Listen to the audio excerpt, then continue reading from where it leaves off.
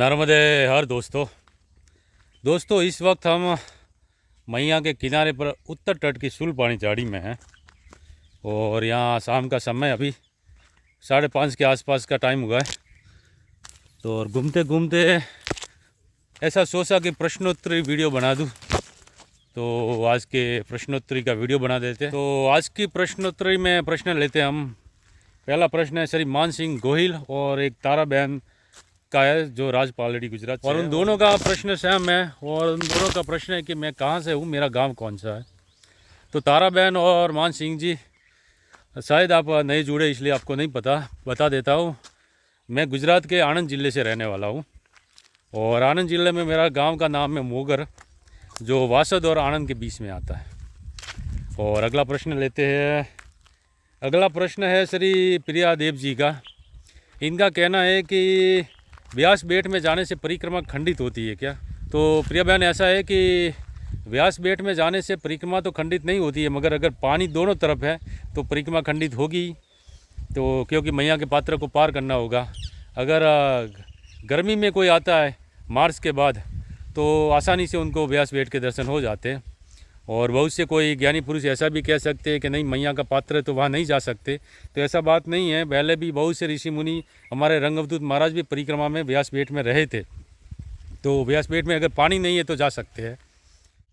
और अगला प्रश्न है हमारे प्रतिभा बहन का। इनका कहना है कि सुखदेव मंदिर रास्ता आज भी विकट है क्या? अगर किनारे से जाते हैं तो थोड़ा विकट है, वैसे विकट नहीं बोल सकते। और सड़क मार्ग भी है तो कोई दिक्कत नहीं है, सुखदेव मंदिर जा सकते हो। और अगला प्रश्न है श्री हिरेन सोडा जी का।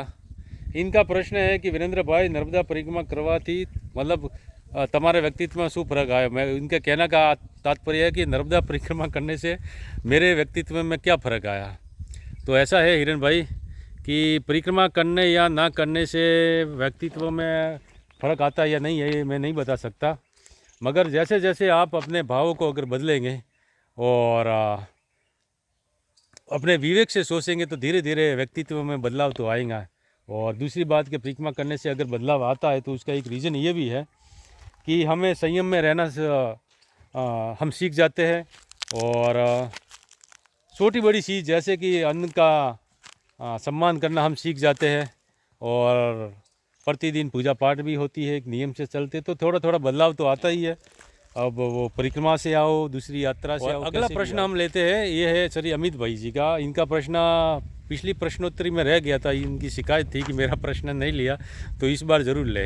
इनका प्रश्न मैं बता देता हूँ। इनको शायद इन्होंने वीडियो में कहीं देखा होगा जिसमें ऐसा बताया गया कि समुद्र की पंचकोशी यात्रा करते तो शिवम माँ नर्मदा आती है और लड्डू देती है।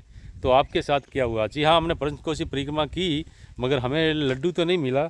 हाँ, भूतनाथ पहुँचे और भूतनाथ के बाद जो स्थान आता है वहाँ पर हमारे मित्र मिले थे, उन्होंने बनाकर भोजन करवाया था।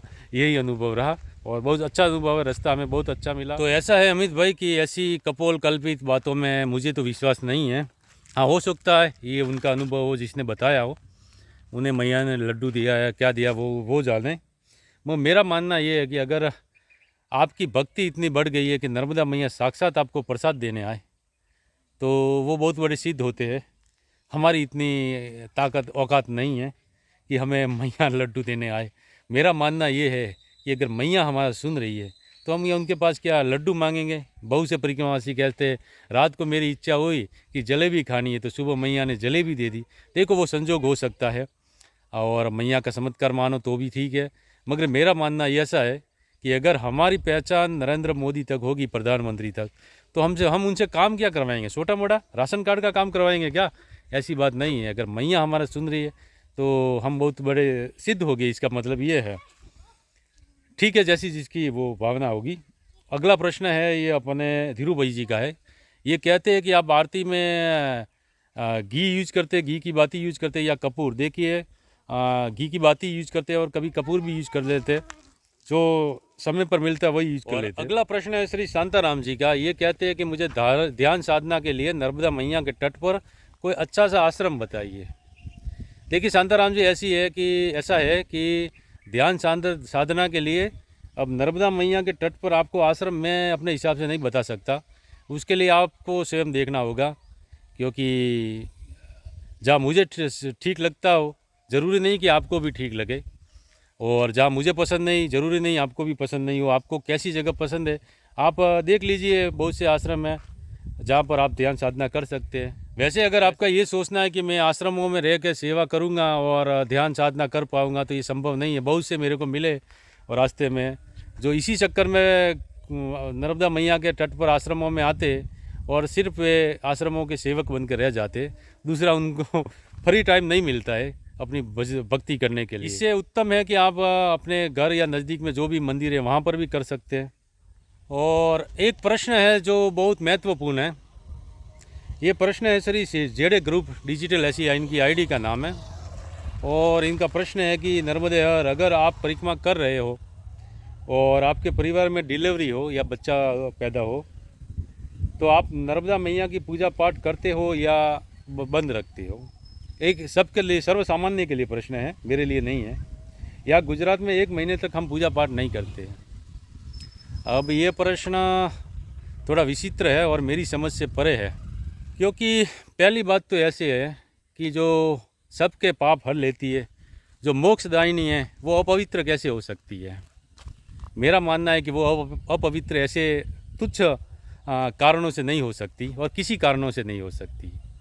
वैसे जन्म की बात करें तो बहुत से जीव जंतु नर्मदा मैया में ही जन्म लेते, वहीं मर जाते। और मरण की बात करें तो आप किनारों की संस्कृति जानते होंगे, जो मैया के किनारों पर गांव है और वहीं पर मैया के किनारे पर ही उनका अंतिम दाह होता है और बसा कुसा नर्मदा का मैया के अंदर ही प्रवाहित किया जाता है। तो उससे मैया अपवित्र नहीं होती है, तो पूजा पाठ तो कैसे हो सकती है? और वो भी घर पर बच्चा पैदा हो और हम परिक्रमा में हो और पूजा पाठ बंद कर दे, ये कोई लॉजिक मेरे समझ से परे है। अगला प्रश्न है श्री विमला बहन का। ये इनका कहना है कि हमें भी परिक्रमा करनी है, नंबर भेजिए। देखिए आपको डिस्क्रिप्शन में नंबर मिल जाएंगे मेरे। और एक प्रश्न है श्री रवि जी का, ये राजकोट गुजरात से है और इनको पोलियो है, एक पैर और हाथ इनका कमज़ोर है, तो ये कह रहे हैं कि मैं परिक्रमा कर सकता हूँ क्या? देखिए रवि जी, परिक्रमा या कोई भी यात्रा के लिए शारीरिक से ज़्यादा मानसिक आपकी तैयारी होना ज़रूरी है। मैंने कई बार बताया कि मैं पिछली परिक्रमा में मेरे साथ एक दादा थे महाराष्ट्र के, और सूलपानी झाड़ी में मिले थे वो हमें, और उनका एक पैर नहीं था, मतलब कि जयपुर क्राफ्ट लगाया होता जो प्लास्टिक का पैर आता है। फिर भी उन्होंने हमारे साथ साथ सूलपानी की झाड़ी पूरी पार की थी। तो अगर आपका मनोबल है तो आप कर सकते हो, और ऐसा ज़रूरी भी नहीं है। अगर आपका शारीरिक सामर्थ्य नहीं है तो घर बैठ के भगवान की पूजा आरती भक्ति कीजिए, जो भी करना है जब तब। अगला प्रश्न है श्री धनराज दीक्षित जी का। ये कहते हैं कि परिक्रमा के लिए अगर घर वाले परमिशन ना दे तो क्या करें? देखिए ऐसे बात है दीक्षित जी कि अगर घर वाले आपको परमिशन नहीं दे रहे तो ज़रूरी नहीं आप परिक्रमा करो, और आत्मकल्याण के लिए परिक्रमा ही एकमात्र कोई मार्ग नहीं है। हमारे बहुत से ऋषि मुनि हुई है, बहुत से साधु संत हुए हैं जिन्होंने परिक्रमा नहीं की, फिर भी उनका आत्मकल्याण हुआ है। जैसे कि आप वासुदेवानंद सरस्वती महाराज को ले लीजिए, माँ नर्मदा उनसे बहुत प्यार करती थी, मगर वो उन्होंने मैया के किनारे परिभ्रमण या भ्रमण जरूर किया है, यात्रा जरूर की है, तीर्थ जरूर किए, मगर परिक्रमा नहीं की। तो ऐसा नहीं है, आप अपने भाव से अपने आत्मकल्याण कर सकते हैं। यही कोई प्रश्न थे, और आपको अगर प्रश्न अच्छा लगे तो वीडियो को लाइक करें, दूसरों में शेयर करें, और चैनल को सब्सक्राइब नहीं किया तो सब्सक्राइब जरूर कर लें, ताकि ऐसी वीडियो आपको मिलते रहे। इसी के साथ आज के वीडियो को विराम देते हैं। मिलते हैं नेक्स्ट वीडियो में। नर्मदे हर।